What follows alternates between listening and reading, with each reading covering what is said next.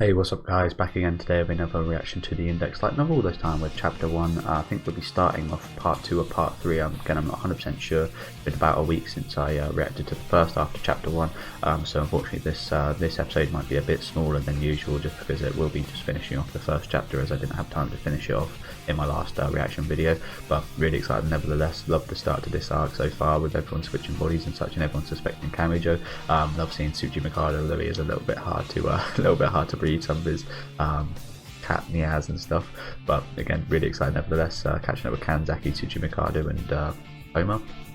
They're on their journey to find Sasha Kreutzev, I think her name was. But again, really excited for this one. Leave some comments of what you thought about this down in the comment section down below. Leave a like on my video if you do like, and subscribe to the channel if you do want to keep up to date with the reactions. And let's hop right into it. Okay, so right on to part 3. We'll get started straight away. Actually, we'll just recap. I think I'll just read this last part here.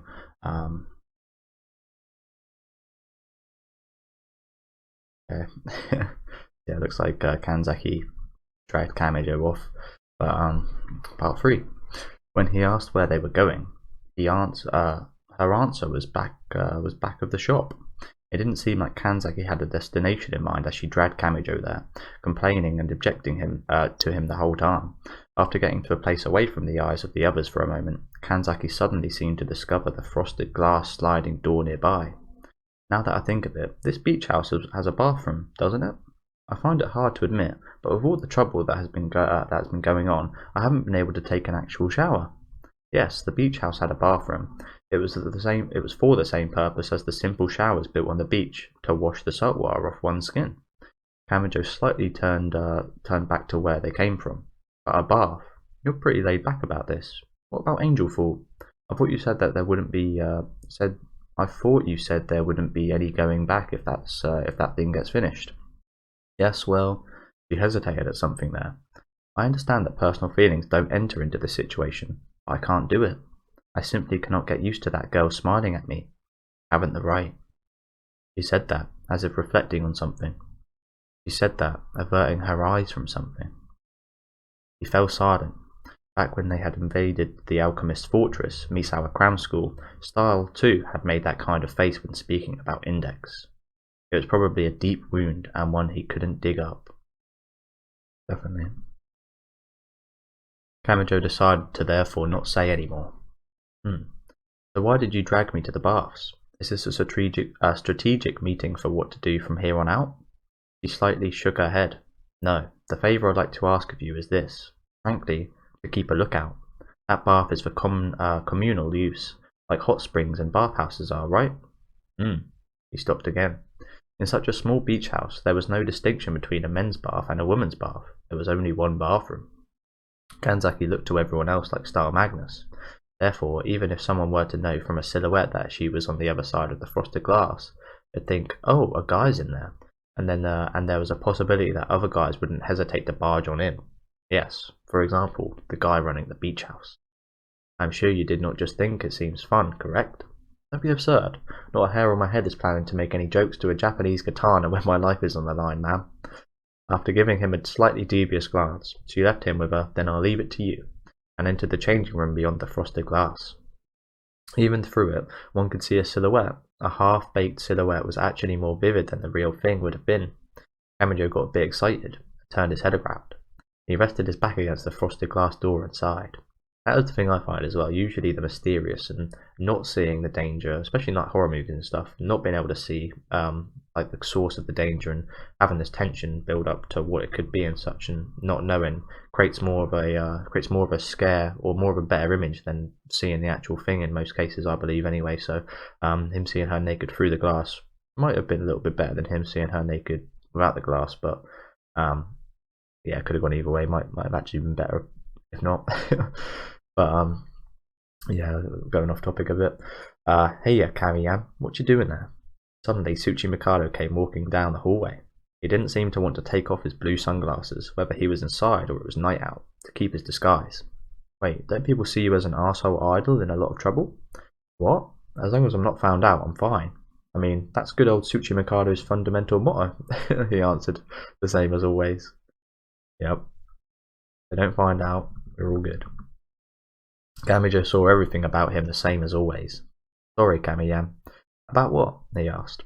Tsuchimikado showed him a slightly lonely grin. I've actually known what that you've been in a lot of trouble until now, like with the alchemist stronghold and with the 20,000 clone experiment.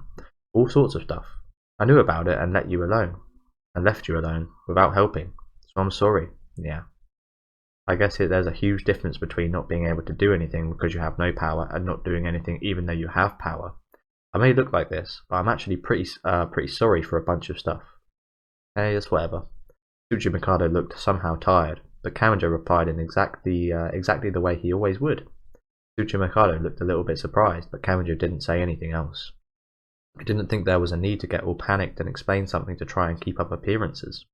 However far Tsuchimikado went, he was still Tsuchimikado, and that wouldn't change. In the end, to Kamijo, he was still the same door neighbor and classmate as always. I see, he grinned. Well, then let's quit this with this, apologies. Well, then let's quit it with this gloomy appetizing, yeah? Let's get to the main course. Main course? Ta-da! It's summertime. Heart-pounding Kanzaki Nichin clothes-changing peaking event. What? Are you insane? Look here, Kamiyan. Lately cell phones have been shipping with cameras in them. Listen to me. Wait, that's terrible. That Bakumatsu swordsman romanticist absolutely hates jokes. If you get caught, she'll definitely cut you in half with some kind of secret technique passed down from her master or something. How paradoxical. So you'd peek on her if there was no risk, yeah? Kanzaki Nichin is probably pretty amazing naked, you know?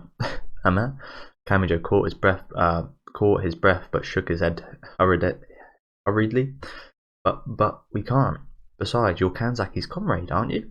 You can't betray her like that, he cried desperately. However, Tsuchimikado's blue sunglasses lit up. What is this man saying?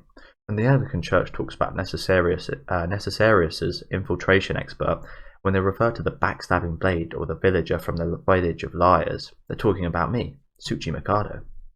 So he's the backstabbing blade and the villager from the village of liars, eh? Well, remind me not to cross any dangerous-looking bridges with you. While Kamijo stubbornly maintained his stance of denial, Tsuchimikado said in a bored tone, "You're so boring.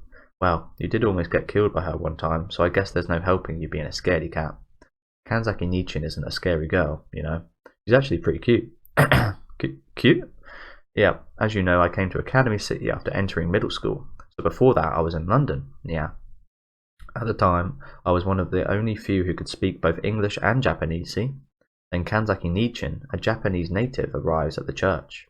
So whenever an English person would start rattling on about something or other, she'd have to resort to all this crazy body language, man. Tsuchimikado hit the wall lightly. Back then, I was the only Japanese person in Necessarius. When Kanzaki Nichin would come to me all worried, looking for help, with an English textbook in her hands. Wow, did she score high with me? I can't believe it. I can't believe there would be a situation where someone would rely on you. Stop worrying about it already, and let's get to the pecking. Let's go get that cute lady. I told you, don't use your cell phone camera. Kamiyan, you should be more honest with yourself, you know? Why are you totally willing to do this? Besides, I thought your fielding range was a lot smaller and younger. Syscon Sergeant. Syscon Sergeant. You take that back. Don't call me by that name. Besides, what grounds do you have for saying that? Well, loving a real stepsister like that isn't normal, stupid. Ugh, I'm not in love. Please note the difference. With her. Who said anything like that? Yeah. I mean, it's not like you can do anything just because it's legal, right? Do? Do what? Do what? What was that? Why are you so agitated? Hold on a second. Tsuchimikado, I was just joking, but could you be for real? Stop it. Don't pry any further. One more word out of you and I'll kill you and put you on a display. Tsuchimikado was forcefully pulling up Kamijo's collar to get him to be quiet. But the moment they heard new footsteps in the planked hallway, Tsuchimikado darted from the shadow to shadow like a ninja and disappeared somewhere. I guess it was someone. I guess if someone were to see that situation, they'd have perfect pictures for an article about an idol grabbing a boy's collar, huh? As he thought about it in a relatively calm way, he turned around where the footsteps emanated. Hey, sup, Oni-chan? What you doing here? It was Index and Mikoto. Or should he say, or should he switch that to my mother and my cousin walk towards me? Ah, wait, are you already done with dinner? Oh no, am I? Not at all, Touma. It seems like it'll be a little bit until things are cooked. So we thought we'd just come take a bath in the meantime. Then Mikoto turned her eyes to the frosted glass door and said, Oni-chan, is there somebody in there? Ah, well, yeah, I'm here on lookout duty. Look out? Look out? I don't get it. You didn't need to do something like that. It's probably just your friend in there anyway, so you should go in there with him. Eh?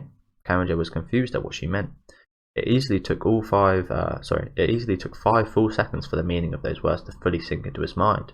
To other people, Kanzaki Koyori looked like Style Magnus. Wait, hold on. I didn't say anyone was in the bath. In addition, there is no rule stating that I must take a bath with my friends. It would be okay if I just wait for him to get out. Eh? If we start waiting for a single person, dinner will be ready in the meantime. You're both boys, so get in there. Hey, wait, seriously, wait. Ah. Yeah, sorry. They unhesitatingly threw open the sliding door and mercilessly threw Kamajo Touma into the changing room. Oh god.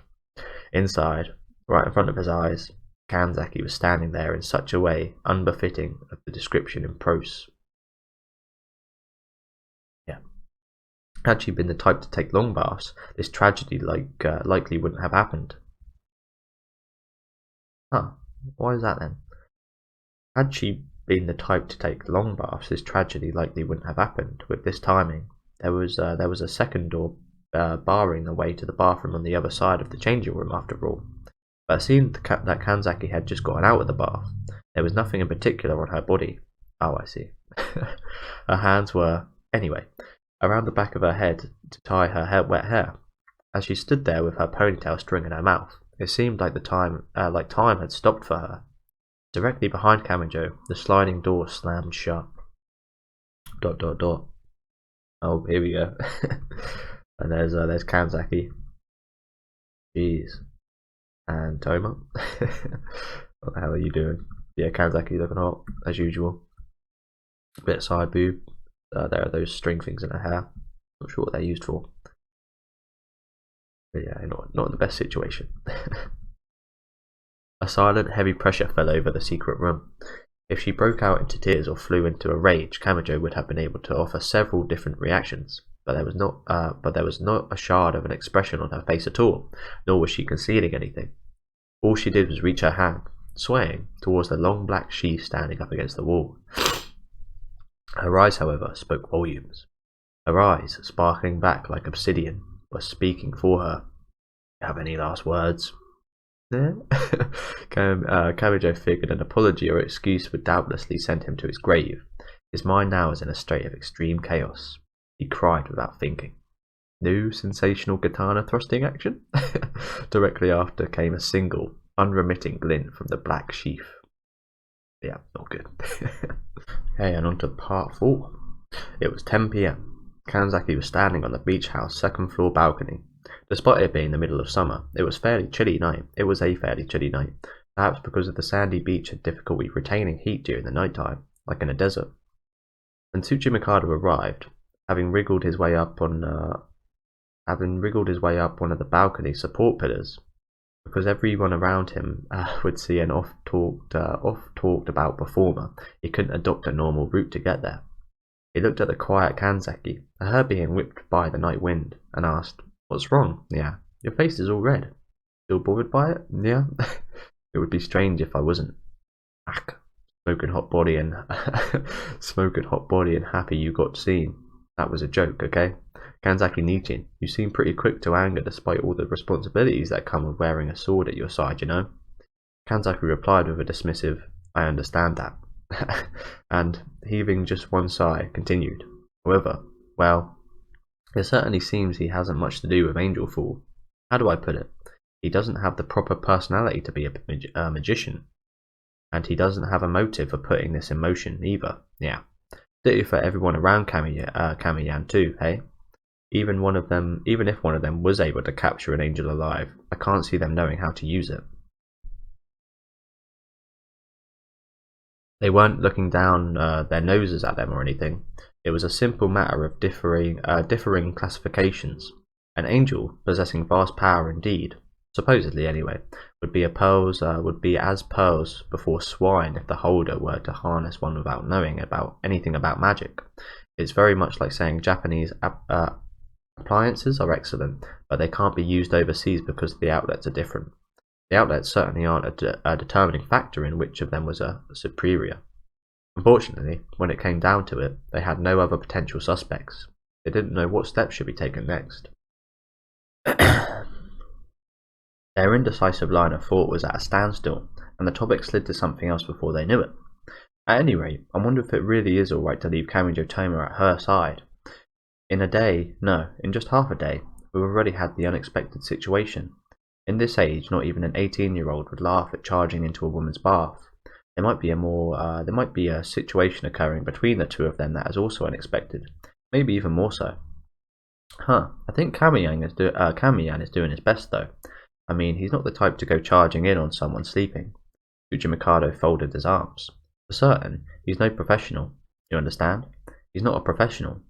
He has a reason to fight, like we do, and he doesn't try to falsify the sin of killing an enemy. He doesn't place his own blame on anyone else. He accepts it, and still he advances towards you. Can't you see that? Can't you see the value in that, Nia? Well, that is... In the first place, Kamiyan is the one who saved Index's life. You're getting furious at him, to say nothing of the fact that you haven't thanked him. Seems to me like you're barking up the wrong tree. I understand that much, at least. I do. I understand that much, at least. I do. Yes, it was Kamijo Touma who once saved Index's life as she was on the verge of death. Yeah. It was not Kanzaki Koyori, nor was it Star Magnus. It was Kamijo Touma. By all rights, it was an act worthy of gratitude. No, simple words of thanks would be too petty. The logical thing to do would be to repay the debt with an equal act by her own action. Even cranes and turtles can repay their obligations after all. However, timing is just so poor. Admittedly, although it had been difficult because of her job and position, she hadn't been able to properly thank him ever since the index incident had been resolved. It was enough for Kanzaki to feel a sense of indebtedness. And despite that, right as I was about to, my word, wait, I'll try it again. And despite that, right as I was about to, my word, I can't bring up the suggestion of having her repay the debt. What? Kanzaki-san, you'd forget your debts just because he saw you naked? Yeah? Kanzaki grunted and fell silent. Wait, what? Kanzaki-san, is that all the debt you carry counts for you? Yeah? Kanzaki groaned and looked at Tsuchimikado, biting down her teeth. Yeah, pretty pissed. Around that time, Kamijo Touma was alone on the first floor of the beach house, Wadatsumi, getting something done. The lights were on, but no one was here anymore. From what he could hear of the girlish laughter coming from upstairs, Index and the others might be playing cards or something up there. The nightly news was airing on TV, which was still on. Nightly news was basically just a rerun of daytime news with some needlessly detailed sentences thrown in to pad it out. The inmate who broke out of Shinfuchu prison, Hino Jinsaku, has still not been located. Hino has spawned many enthusiasts and copycats because of his unique, ritualistic killing style, and the police have reports that it is possible that they were involved in the breakouts as well. Kamijo stared lazily at Kamome-sensei, reading off the script on the other side of the CRT screen. In addition, there are records of Hino Jinsaku's stay at the mental hospital, and even during the last hearing, they judged him to have multiple personality disorder. The question of whether or not he should be held accountable created much uproar, but Hino Jinsaku. Without any memories, he didn't know anything about the time when the murderer was actually active. However, his name tended to get dropped whenever any kind of atrocious incident happened. Talk shows and magazines would occasionally show a mugshot too, so he could guess that what the murderer had done had been proportionately shocking. Watching this wasn't doing much for his mood, so he changed the channel, and he stared at the variety show introducing surprising weight loss methods hidden in health foods. His mind clung to the news he had just seen. Split personality, huh? Part of the summer makeup lessons was on this, wasn't it? Something about split personality espers or something. Camajo thought about it, still watching the television with glazed eyes. Even if the term multiple personality disorder sounded fairly specific, it doesn't always manifest itself in a situation where personality A and personality B would cleanly swap out. Other patterns of coexistence had been reported, such as different personality controlling each hand, or personality B moving both hands while personality A was busy thinking. Interesting point he brings up. And that was all something he'd learned during the summer classes he'd taken about a week ago. He'd heard that for a while. There was a research being performed regarding whether someone with multiple personalities would have multiple abilities. Kamoe-sensei mentioned that there was a wealth of data regarding things like that. Lek. He dropped his head to the table, remembering how much he hated his studies. That's an interesting question, though, about the personalities, and especially in terms of this series with the Esper abilities. I imagine you probably would have a couple of abilities because it's a whole like kind of personal reality. So I imagine the other personalities have their own kind of personal reality.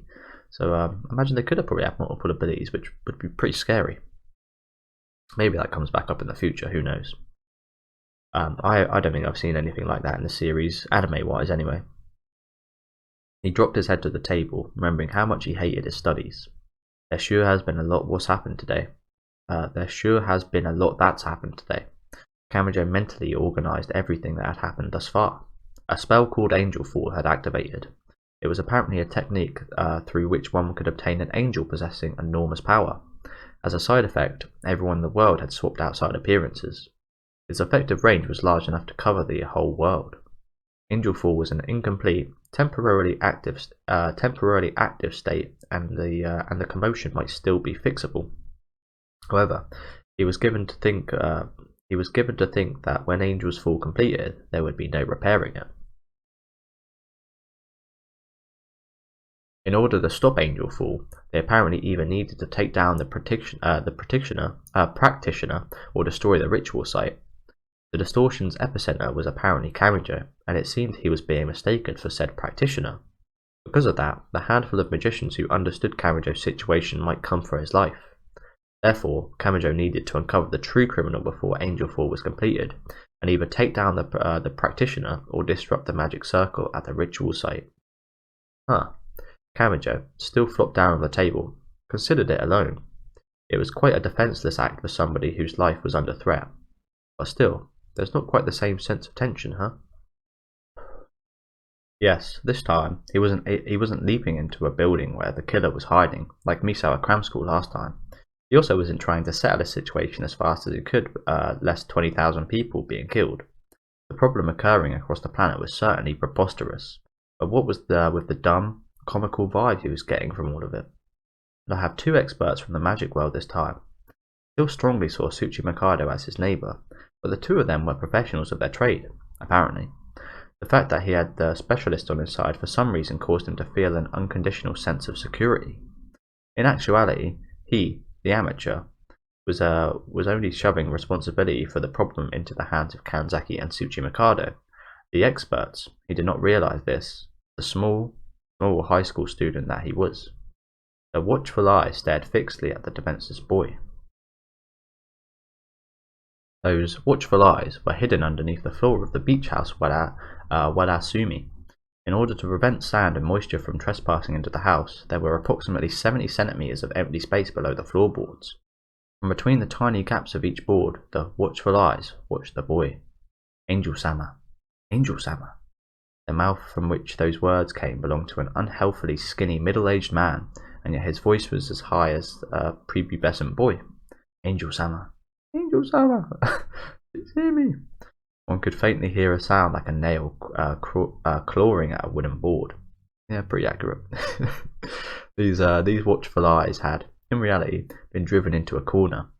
Even he didn't want to be hiding himself in a place like this. His actual plan had been to visit his former associates, but his movements had been restricted because the police had moved more quickly than he had anticipated. Angel-sama. Please listen, Angel-sama. However, on the face of those watchful eyes, there was none of the unease, none of the terror that should have accompanied somebody on the lam. In his right hand was an oddly shaped knife. In his left was a notebook-sized wooden plank upon which were many cuts. He gazed in jubilation as the knife tip flew across the plank. Angel-sama, how can I hide from the police and arrive safely where my friends are? The watchful eyes followed the fingertips of his right hand, which, as if in response to his voice, were moving on their own accord. All those cuts were engraved letters. It was a message from Angel-sama. Angel-sama, again? If I offer a sacrifice, I will be saved again? The watchful eyes always obeyed the carved-out letters. Angel-sama was always correct. If he did as Angel-sama said, he'd be fine. Angel-sama sometimes ordered him to do things he didn't want to do. So, he killed 28 people because of it. Angel-sama. Angel-sama. And would that boy make a good sacrifice?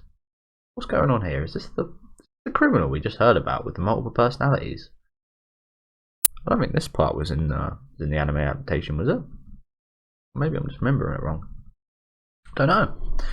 I guess we'll just carry on and find out. 3 letters carved out the words, yes. The face of the watchful eyes clouded over. He would kill another.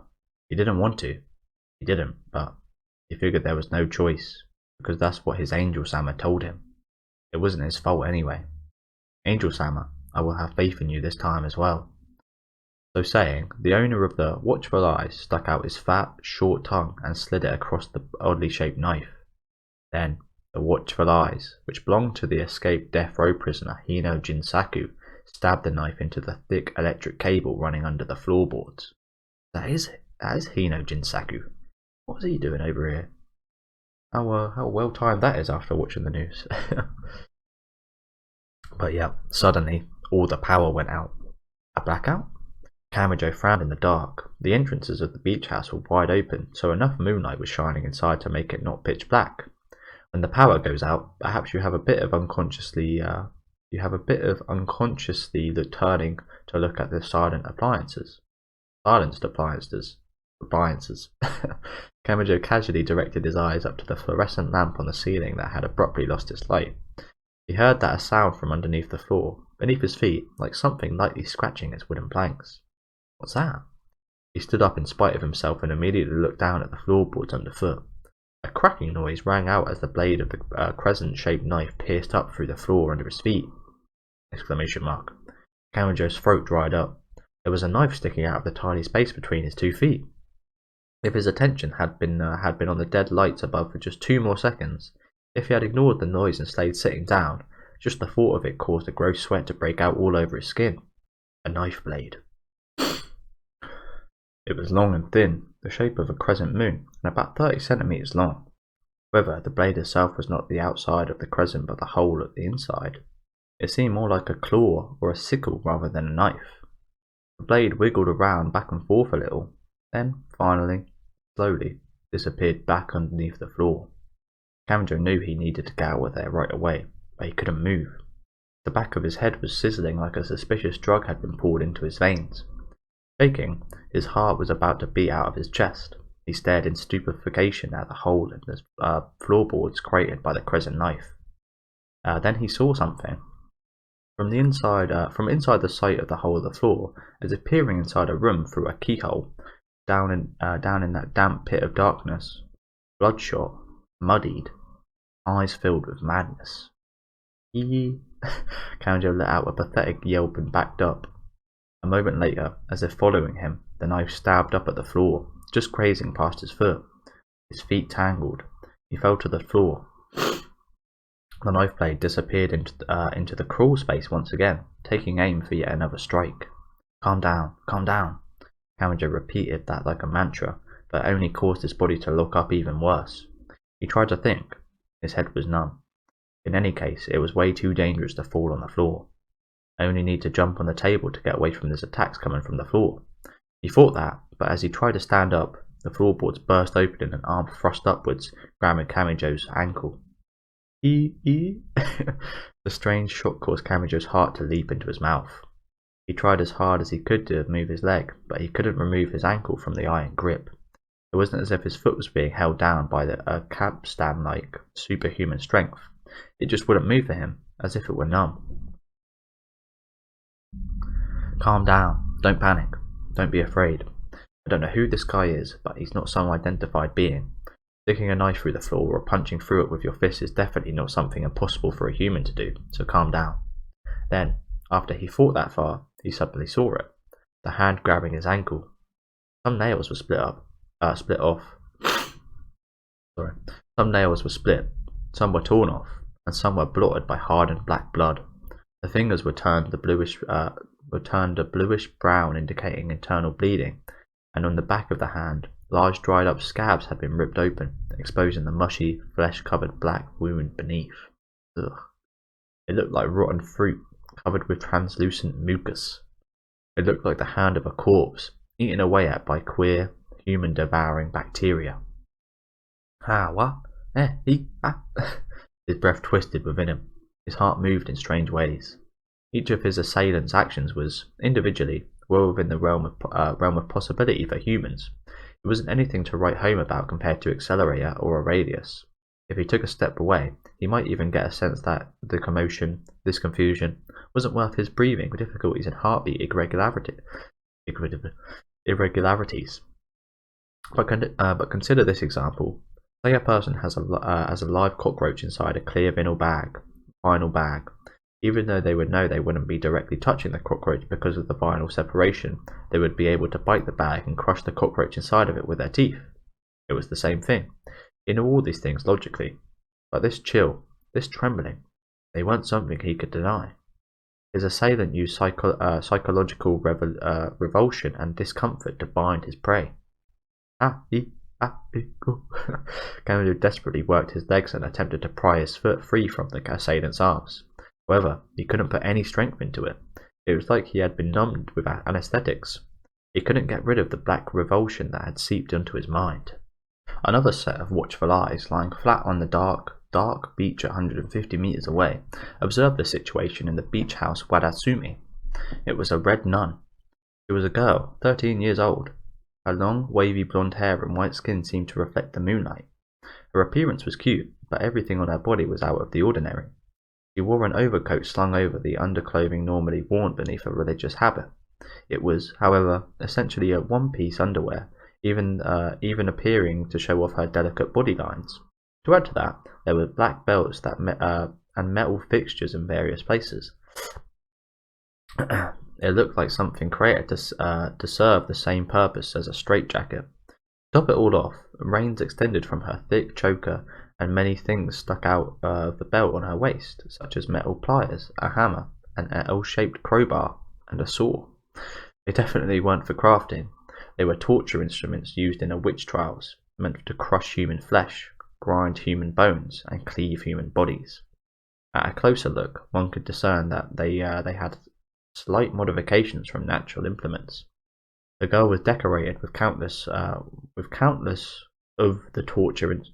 The girl was decorated with a countless number of torture instruments, but her face was absolutely impassive.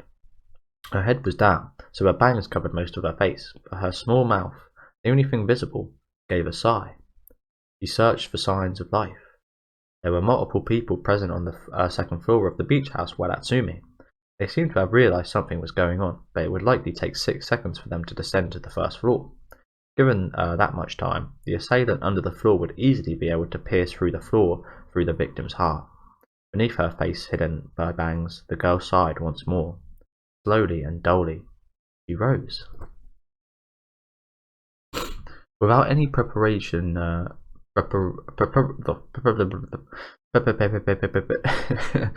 me of that Gintama name for Jugen.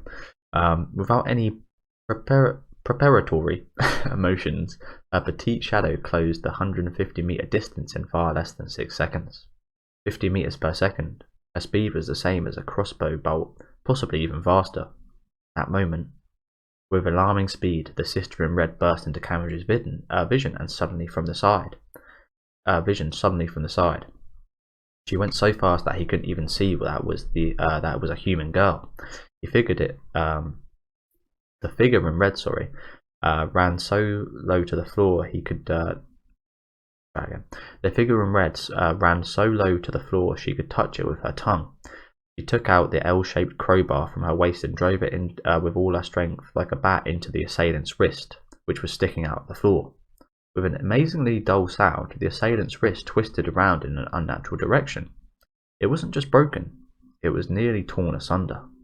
Wait, do you reckon this, just quickly, do you reckon this assailant has changed roles with a normal person? So maybe it's just a normal person in that crazy guy's, like, kind of world, I don't know. But yeah, he might have been affected by this as well, so it could just be a normal human we're attacking here. With a shout, the hand gripping Kamajo's ankle fled back under the floor. He heard the sound of rubbing against wood, the noise of his assailant trying to move away. The nun in red tossed her crowbar aside and removed her hammer for this time. Then she slammed it down hard into the floor underfoot. The wooden planks broke, making way for a large hole about 70 centimeters across. The girl with the gently wavering blonde hair dropped the hammer, took her pliers, and leaped into the hole.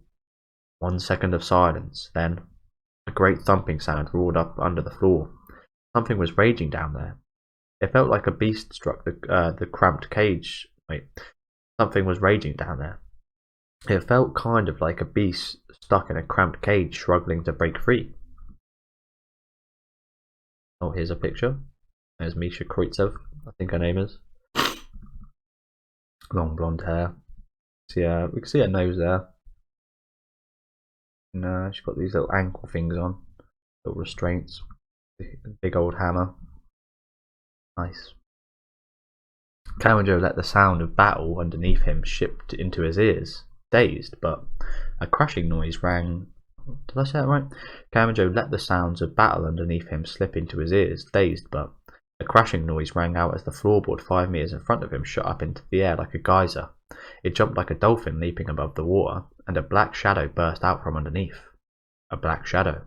It wasn't the sister in red. It tumbled onto the floor, then rose. The shadow was a skinny, middle-aged man. He could tell at a glance from his unhealthy skin He could tell at a glance from his unhealthy skin that his organs were in a bad state. He wore beige work clothes stained with sweat, mud, blood, and oil. In his right hand was a crescent-shaped knife reminiscent of an iron claw. His left wrist was broken, his blood congested and blue. A line of redder blood hung from his lips. A front tooth and a canine had been pulled out of his mouth. Well, damn. Give back up. The injured beast brandished the knife and attempted to fall on top of Kamajo, who was still sitting there. Kamajo reflexively examined his surroundings, but there was no weapons in sight that could stop the blade. Backed into a corner, he drove into his pocket, and there his fingertip touched upon something solid. He brought it out. It was his cell phone. He swore it wouldn't be of any use against the knife, but then it hit him. After flipping open the phone with his thumb, he aimed its camera lens at the enemy's figure running at him. The camera's intense flash instantly lit up the surrounding darkness. Bwah! The crescent knife in the blinded man's hand stopped. Kamajo didn't waste any time trying to get away, but he couldn't get his legs to work. He managed to roll across the floor and put distance between him and the assailant. The middle-aged man readied his knife but didn't follow up with an attack. He swayed. His body relaxed and he muttered something to himself. Angel-sama. Something around the chest of work uniform glittered in the moonlight. It was a name tag. Angel-sama. Angel-sama. The plastic tag, sewn firmly onto his clothing, had this written in inorganic letters. Prisoner number 70684. Ino Jinsaku. Angel-sama, what's happening? Angel-sama, I listened to what you said, so you couldn't be wrong. What's going on, Angel-sama? I've faithfully offered up 28 to you. The man in the prisoner's clothes screamed. He screamed like he was broken, like he had gone mad, like it was all over. At long last, Kamajo remembered the news being run the entire day. Yes, this is Komori at the scene. Ino Jinsaku, the convict on death row who broke out of Shinfuchu prison in the capital early this morning, has still not been located. There's a tense atmosphere here, as schools in the vicinity, such as the middle school, have issued an emergency cancellation on all club activities. But he looked at the confused, screaming man. He could tell he was a criminal, from what the clothes he wore, it could figure out that he was Hino Jinsaku, broken out of prison. But if that was the case, then why hasn't Hino Jinsaku swapped with somebody? It was so odd that not everyone had swapped because of Angel Fall. And who is the Angel Sama he's been yelling at this whole time? What was the Angel Fall spell ultimately trying to achieve? Could he be? The moment he was about to forget himself and ask, Hino Jinsaku waved his knife in the air and screamed, "Answer me, Angel Sama. What do I do? What should I do from now on, Angel Sama? You'd better take responsibility for this. Answer me." He brought it down, but not towards Kamijo. He stabbed his own chest with the crescent knife. The blade's tip moved all over the place. The knife he was so absurdly wielding sliced through his work outfit, cut into his sweat-soaked shirt, and immediately began to draw blood. Well, this is a horrible scene. I mean, well, not bad. Not horrible bad, just horrible as in disgusting. At a glance, the countless words seemed random, but they were in form of letters, like scribbles carved into a desk. Damn, it's just got bright. Go escape. There was no grammar to be seen, just two English terms next to each other. Go escape. However, when Hino Jinsaku saw those words, his blood-covered face turned into a grand smile. In the next moment, the floorboards between Kamijo and Hino shattered all over, and the nun in red jumped out. The pliers she held in her hand were gripping something small and white. It looked like human teeth, even. She gripped the pliers and smashed it to bits with ease. Hino Jinsaku, who happened to be without his front teeth, took one step back, then another, without paying any mind to what the Red Sister had done. Then he took out a moist leather cloth, wiped with the blood from the blade, and hurled it at the nun. The Red Sister smoothly moved her head out of the way to avoid it, so smoothly that the word "whoosh" would be appropriate. Having lost its target, the hurled weapon came straight for Kamijo's face. "Hey?" he grunted in spite of himself, then realised how utterly idiotic he sounded. While he was doing all that, the crescent knife was flying towards his eyes with the force of a hammer about to drive in a nail. Wah! He attempted to roll to the side right away, but the knife grazed his cheek. That was all. Even so, however, in the next moment, his sense of balance got muddled. He was lying down, and now he wasn't able to get up. An unpleasant sweat broke out from all over him, and a seasickness-like urge to vomit came upon him. Poison? Damn, he put something on that knife. He had wiped the knife's blade with that leather cloth in order to paint it with toxins.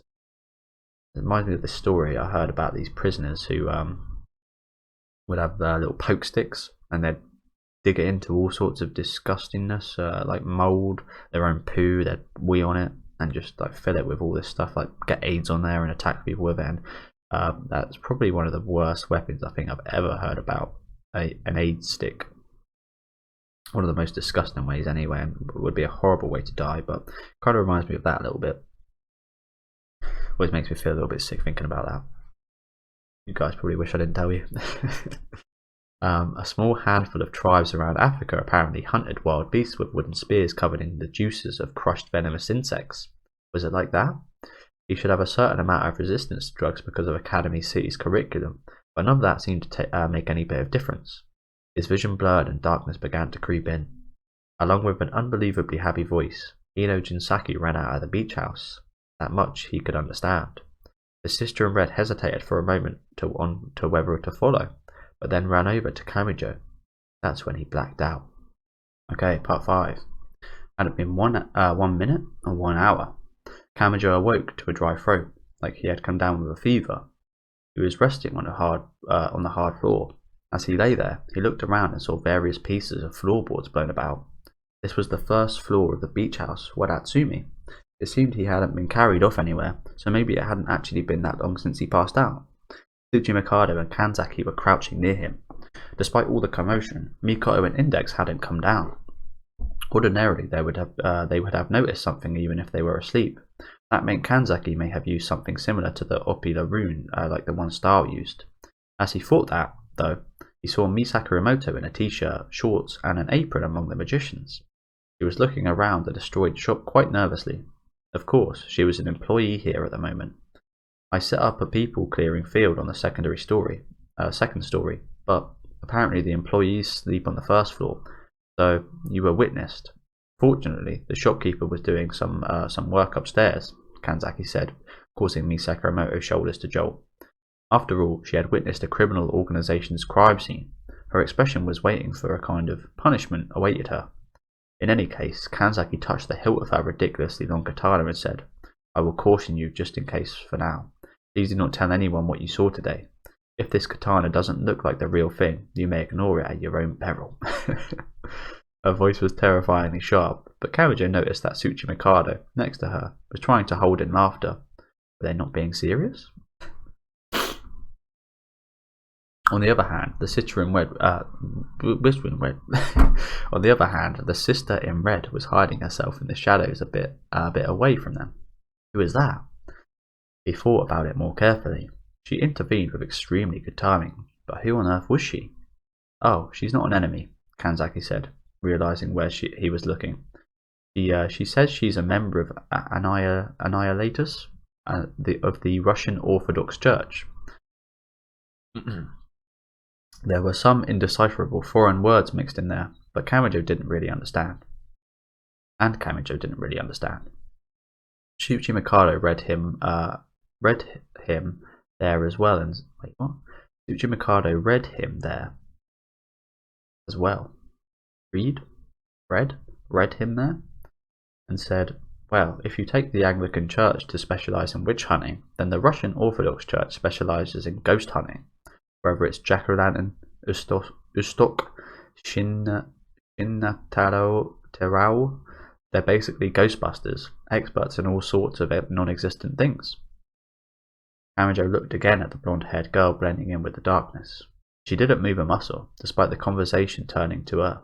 Kanzaki continued to speak, as if that lack of social interaction ability wasn't too unusual in the occult business world. She says her name is Misha Kroitsev. She's apparently the one who sucked the poison out of your wound, so how about thanking her? She sucked the poison from my wound?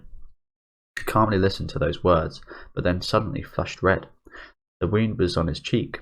It was excusable as an appropriate act of medical care, but he still got his weird sweaty feeling. I see, he offered, the sides of his throat feeling like they were stuck together. Thanks. If you hadn't jumped in right then, I'd probably be dead right. The smile he managed to put on his face suddenly froze. He thought Misha was standing a way off, but she had instantly stepped right up next to him. Her right hand went to her belt and took off a tool, the saw. Before he could blink, she was standing over top of him with the jagged blade pressed against his neck. Nobody reacted. Kamijo was still, of course, but even wait, what? I think a few parts of this has been mistranslated. A few more parts than usual. Nobody reacted. Kamijo was still, of course. Oh, I see. Maybe that's just me being dumb. He was still, of course, but even Tsuchimikado and Kanzaki, whom he thought were beside him, didn't move. The sensation of the cold blade coiled around the skin on his neck. But yeah, about the mistranslation, they're pretty easy to get around, to be honest. They're only mainly like one word or two word that just looks a bit out of place, but usually your kind of like intuition tells you what it's meant to be. But yeah, that was just me being dumb. He looked up at Misha Kroitsev, who was holding the saw. Her eyes were absolutely steady as they peered at him from the gaps in her long bangs. They only contained exceptionally cold emotion, even chillier than the blade. My first question, are you the one who caused Angelfall? She asked in a flat, robotic voice. Kamijo was at a loss. Tsuchimikado and Kanzaki looked at Misha in confusion with their faces too. But wait a moment. Misha Kroitsev, did you not defend Kamijo from the assailant and suck the blood from his wound based on the fact that you thought he was not the one behind Angelfall? Misha rolled her eyes straight to Kanzaki when she heard that and stared at her face. My first answer. I came here to prevent Angelfall. I withheld judgment because I was not able to ask for an explanation on whether this boy was the criminal or not. That's why I'm asking him the question now. Kanzaki saw the blade still up against his neck muscles, looked at her. She took her gaze off Kanzaki and brought it back to him, and stared like she was observing his eyeballs. Repeating my first question, are you the one who caused Angelfall? No. My second question, do you have any way to prove that? Misha shot another question at him, as if she had predicted his answer from the outset. She was probably thinking something like, He was lying for the moment to distance himself from harm. I don't have any proof. Besides, I don't know anything about magic anyway. She tilted her head slightly as if to voice her internal doubts. Kanzaki sighed. If you need, I can answer as to Necessarius's official stance.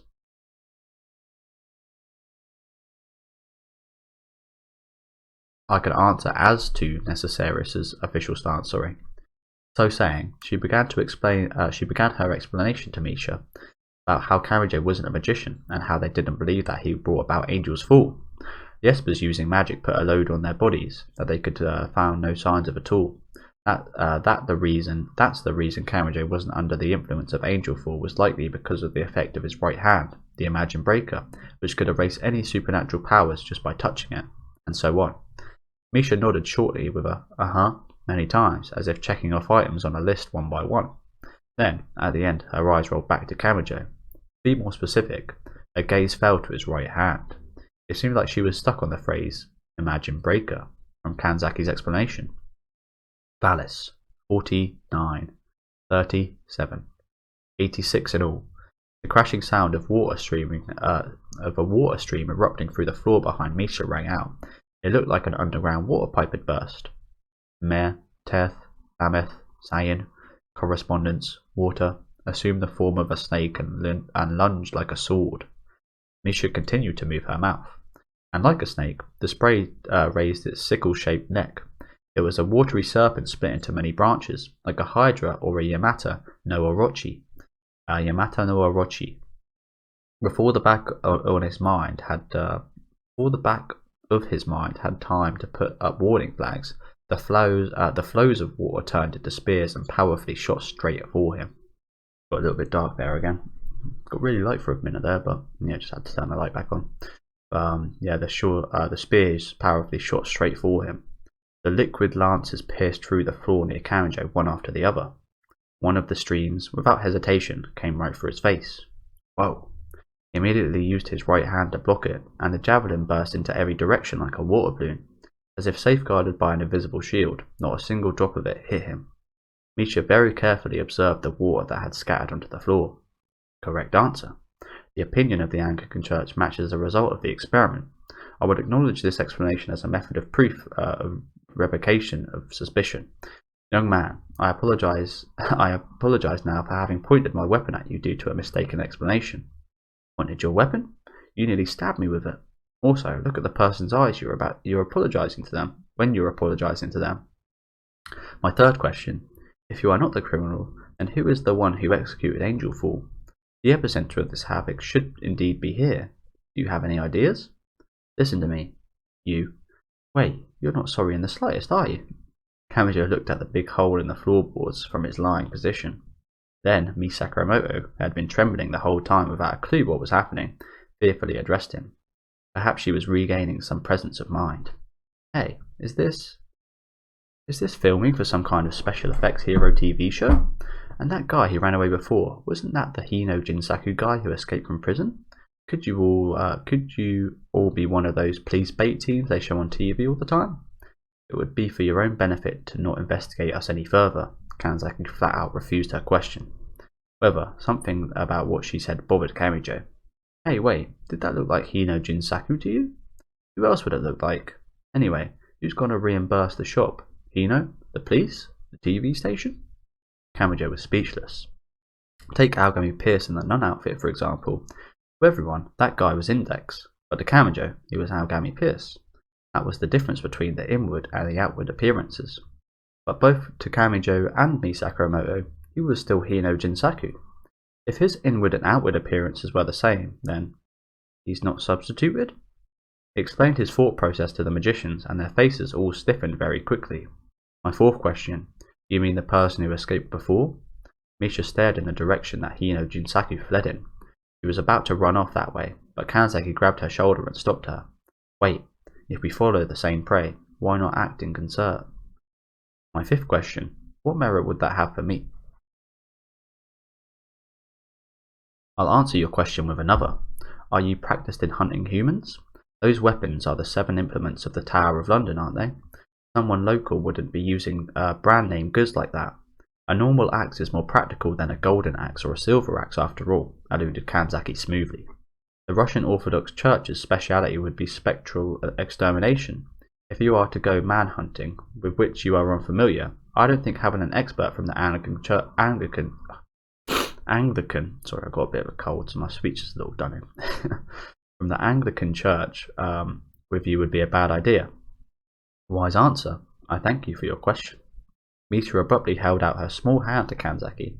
The latter looked taken aback at first, but then, when she realized Misha wanted to shake hands, smiled a little and took it to hers.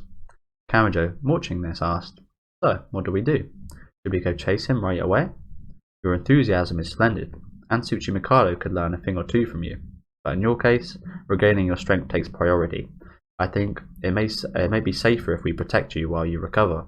We don't know Hino's objective, but there is a non-zero possibility that he could come back later tonight and attack you in your sleep." Hearing Kanzaki's words, Misha said, There is little necessity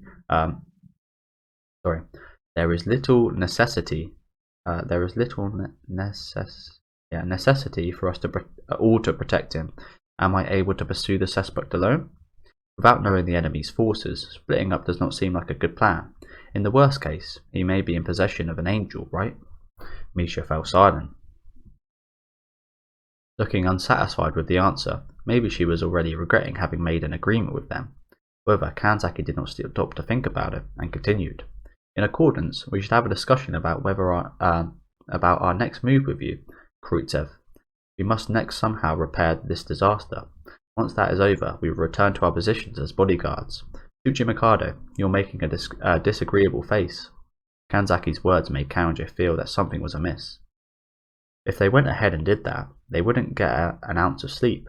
He didn't want to indulge himself with an indolent sleep by himself as the others whittled away at their energy and morale.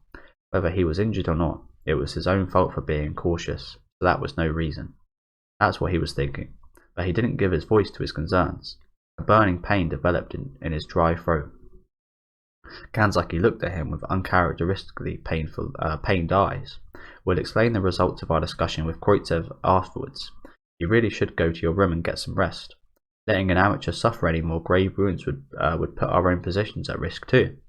Well, we're not wretchedly professional enough to live while letting an amateur die, Tsuchimikado said in an unusual, distant tone of voice. Maybe those people felt like they had their own responsibilities. Kamajo sighed. Go back to my room? Then he felt himself get caught up on the voice of his own mind. Wait, Index? He flashed up and sprang to his feet as if the damage he'd taken was nothing. Leaving the flabbergasted group behind, he hurried up the stairs and burst onto the second floor. Strange symbols were engraved on the railing that looked like they were from a sword. As soon as Kamajo grabbed it with his right hand, he heard the sound of glass breaking. He figured that was probably the people clearing field, but this was no time to be paying attention to that. His destination was not his own room, nor was it Mikoto's. The door he suddenly pulled open was the one of Kamajo Toya's room, with the intent to burst the thing down as if it had been locked. He threw open the door with a shocking force, and there was a double futon laid out on the floor in a room with lights out. And was that Kamajo Toya about to dive straight into the futon which Index was currently sleeping? Of course, from Toya's point of view, she was his wife, Sheena. There was nothing shameful about it. However, the vision of his own father in his mid-30s about to charge in on Index, who appeared to be less than 14 years old, could only appear to Kamajo to go beyond the surreal and into a nightmare. Stop. Wait a minute, you bastard. So Kamajo ignored the dizziness from his poison remaining in his body and hurled himself right into it, diving straight in the middle of the futon. Toya was the one who was surprised. Incidentally, his mother, or Index, was tough enough to keep talking in her sleep, despite the ruckus. What? Touma? Don't barge in like that at such an embarrassing time. Be quiet. We're sleeping like this tonight, with me in the middle. Special technique, special operation, family bonds. Thus began their battle in the dead of night. Without any regard for Kanzaki's consideration towards him, a sick person, Kamajo Touma did not get a wink of sleep that night. Not surprising. and then we've got chapter 2, which I'll be doing next week. So we'll be back with you guys then. So thanks for watching the video, guys. Again, apologies about some of the speech there, a little bit ill, so a little bit nasally, so it might sound a bit funny, but really awesome second part to the first chapter today. Really awesome introduction of this this kind of dual personality guy, who I think might have actually been referenced in the anime. Again, we didn't see him or anything, I don't think, anyway. If my memory is correct, I don't think we had any kind of knowledge of him, other than the fact that I might be remembering a slight portion about him on TV. Again, I could be wrong, but that might have just been a slight reference to him in the anime. But really awesome entrance, and then Misha coming in. I imagine he's going to be quite a vital part of the story coming up as well. So interesting that they left that out, but I guess in the index anime version, it didn't really need that. And cutting them out wasn't really the biggest kind of downfall, I don't think. But again, let me know what you guys think in the comment section down below. Was still really awesome part today with him attacking Kamijo and Misha coming in with all her weapons and such. Let me know what you guys think about this one again down in the comments. Leave a like on the video if you do like, and subscribe to the channel if you do want to keep up to date with the reactions. Again, I'll be back next week with chapter 2, so look forward to that, and have a good rest of your day, guys.